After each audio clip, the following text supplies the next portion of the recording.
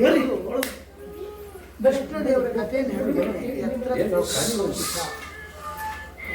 ದೇವರು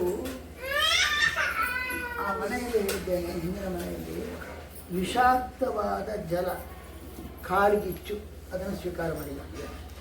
ಭಕ್ತರಿಗೆ ತೊಂದರೆ ಆಗತಕ್ಕಂಥ ವಿಷಾಕ್ತವಾದ ಜಲ ಯಮುನಾ ಮಡಿಯಲ್ಲಿ ಅದನ್ನು ಸ್ವೀಕಾರ ಮಾಡಿಲ್ಲ. ಮತ್ತೆ ಮಣ್ಣು ತಿಂದ. ತಾನು ತಗೊಂಡದ್ದು ಒಳ್ಳೆಯದನ್ನಲ್ಲ, ಬೆಂಕಿ, ಕಾಳಿಗಿಚ್ಚು, ಮತ್ತೊಂದು ವಿಷಾಕ್ತವಾದ ಜಲ, ಮತ್ತೊಂದು ಮಣ್ಣು. ಏನು ಮಾಡಿದ? ಬೆಂಕಿ ತಗೊಂಡ 2 ಸತಿ, ಕಾಡಿಗಿಚ್ಚು. ಕೆಟ್ಟದ್ದನ್ನು ತಗೊಂಡ ಭಕ್ತರಿಂದ, ಒಳ್ಳೆಯ ಪ್ರಾಣ ಕೊಟ್ಟ. ಅದರ ನಂತರ ಏನು ಮಾಡಿದ? ವಿಷಾಕ್ತವಾದ ಜಲ ತಾನು ತಗೊಂಡ, ಡೈ ಹೊಡೆದು ಕಾಲಿನಾಗಿ ಉಚ್ಚಾಟ ಕಣ್ಣು ಬಿಟ್ಟು ನೋಡಿ ಸ್ವೀಟ್ ವಾಟರ್, ಅಮೃತ ಜಲ ಕೊಟ್ಟ. ಕೆಟ್ಟ ಜಲ ತಾನು ತಗೊಳ್ಳೋದು, ಒಳ್ಳೆ ಜಲ ಭಕ್ತರಿಗೆ ಕೊಟ್ಟ. ಮಣ್ಣು ತಿಂದ. ತಾನು ತಗೊಂಡದು ಮಣ್ಣನ್ನು. ಮಣ್ಣು ತಗೊಂಡ್ರು ಯಶೋದೆಗೆ ಮತಿಯನ್ನು ಕೊಟ್ಟ, ವಿಶ್ವರೂಪ ತೋರಿಸಿ. ಮಣ್ಣು ತಾನು ತಗೊಂಡು, ಮಣ್ಣು ತಿಂದೇನ ನೀನು, ಬಾಯ್ತೇನೆ ನೋಡೋಣ, ನೋಡು ಏನಂತ ನೋಡಿದಾಗ ವಿಶ್ವರೂಪ. ಹಾಗಾದರೆ ತಾನು ಮಣ್ಣನ್ನು ತಿನ್ನೋ ನೆಪದಿಂದ ಅವರಿಗೆ ಮತಿಯನ್ನು, ಒಳ್ಳೆ ಮತಿ ಯಶೋದೆಗೆ ಕೊಟ್ಟ. ಬೆಣ್ಣೆ ಕೊಟ್ಟ, ಯಾವುದು ಭಕ್ತಿಯನ್ನು ಬೆಣ್ಣೆ ಕೊಟ್ಟ.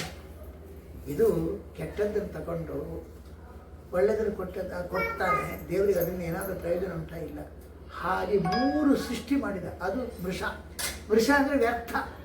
ಯಾರೆಲ್ಲ ಸೃಷ್ಟಿ ಮಾಡಿದ ನೋಡಿ, 3 ಸೃಷ್ಟಿ ಮಾಡಿದ್ದಾನೆ. ಎಷ್ಟು 10 ಲಕ್ಷ ಮಂದಿ ಪುತ್ರರನ್ನು ಸೃಷ್ಟಿ ಮಾಡಿದ ಗೋಪಿಕಾಸ್ತ್ರೀಯರು. ಅದರ ನಂತರ ಇನ್ನೊಂದು ಇದು ಕತ್ತಲೆ ಸೃಷ್ಟಿ ಮಾಡಿದ, ಮತ್ತೊಂದು ಸೀರೆ ಸೃಷ್ಟಿ ಮಾಡಿದ. ಹೌದಲ್ಲ? ಕತ್ತಲೆ ಸೃಷ್ಟಿ ಮಾಡೋದು ಕಳ್ಳರಿಗೆ ಒಳ್ಳೆಯದಲ್ವಾ? ಕಳ್ತನ ಮಾಡಲಿಕ್ಕೆ. ಕೃಷ್ಣ ಕತ್ತಲೆ ಸೃಷ್ಟಿ ಮಾಡಿದ ಕಳ್ತನ ಮಾಡಲಿಕ್ಕ? ಅಥವಾ ತಾನು ಸೀರೆ ಸೃಷ್ಟಿ ಮಾಡಿದ ಸಿಕ್ಕಾಪಟ್ಟೆ ಯಾವುದೋ ಒಂದು ಪ್ರೇಯಸಿ ಕೊಡಲಿಕ್ಕೋಸ್ಕರ ಅಲ್ಲ, ಪಾಪ. ಆ ಕೃಷ್ಣ ದ್ವಾರಕಾವಾಸಿನ ಭಕ್ತೆ, ಅವರ ಮಾನ ಸಂರಕ್ಷಣೆಗೋಸ್ಕರ ಕೊಟ್ಟ, ಯಾವುದೋ ಪ್ರೇಯಸಿಗೋಸ್ಕರ ಮ್ಯಾನಿಫೆಸ್ಟ್ ಮಾಡಿಲ್ಲ. ಅಕ್ಷಯಾಂಬರು ಗೋಪಿಕಾಸ್ತ್ರೀಯರಿಗೆ ಕೊಟ್ಟದಲ್ಲ, ಭಕ್ತರಿಗೆ ಕೊಟ್ಟ. ಅದಕ್ಕೆ ಏನಾದ್ರು ಪ್ರಯೋಜನ? ಪ್ರೇಯಸಿ ಕೊಟ್ಟರೆ ಏನಾದ್ರು ಪ್ರಯೋಜನ ಇದೆ. ಭಕ್ತರಿಗೆ ಕೊಟ್ಟದೇನು ಪ್ರಯೋಜನ? ಕತ್ತಲೆ ಸೃಷ್ಟಿ ಮಾಡಿದ. ತನಗೆ ಕಳ್ಳತನ ಮಾಡಲಿಕ್ಕ ಅಥವಾ ಅವ್ಯವಹಾರ ಮಾಡಲಿಕ್ಕೋಸ್ಕರ ಕತ್ತಲೆ ಸೃಷ್ಟಿ ಮಾಡಿದ. ಅರ್ಜುನನಿಗೆ ಏನು ಜಯದ್ರಥನ ದ್ರೋಣಾಚಾರ್ಯ ಮಾಡಿದ ಸೂಪರ್ ರಕ್ಷೆ, ಭದ್ರವಾದ ಶಕಟಾಬ್ಜ ಆಕ್ಷ ಯಕ್ಷ ಅಂತ ವ್ಯೂಹ, ಅದನ್ನ ಸಡಿಲಗೊಳಿಸ್ಲಿಕ್ಕೋಸ್ಕರ ಸೂರ್ಯ ಅಸ್ತಂಗತರಾಗೋದ್ರೊಳಗೆ ಅನ್ಕೊಳ್ತೇನಂತ. ಅದಕ್ಕೇನು ಮಾಡಿದ? ಸೂರ್ಯ ಅಸ್ತಂಗತರಾಗುವಂತೆ ಕತ್ತಲೆ ಸೃಷ್ಟಿ ಮಾಡಿದ.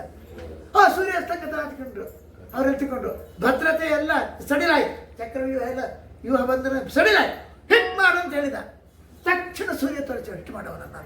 ಅಯ್ಯೋ, ಅರ್ಜುನನಿಗೆ ಜಯದ್ರನ ವಧೆಗೆ ಅನುಕೂಲವಾಗಿ ಸೂರ್ಯ ಅಸ್ತಂಗತರಾಗೋದ್ರೆ ಅಂತ ಕತ್ತಲೆ ಸೃಷ್ಟಿ ಮಾಡಿದ.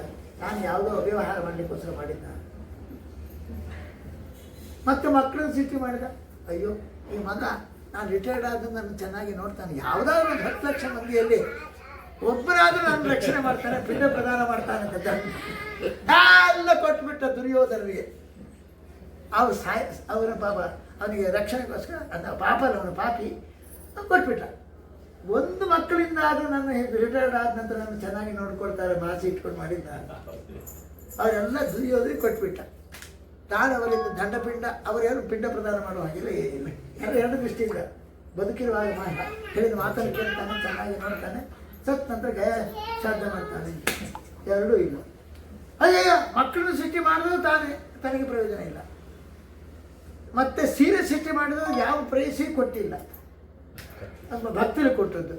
ಕತ್ತಲೆ ಸೃಷ್ಟಿ ಮಾಡಿ ಅರ್ಜುನಿಗೆ ಅವನಿಗೆ ಜಯದ್ರಥನ ವಧೆಗೆ ಅನುಕೂಲವಾಗಿ ಮಾಡಿಕೊಟ್ಟೆ.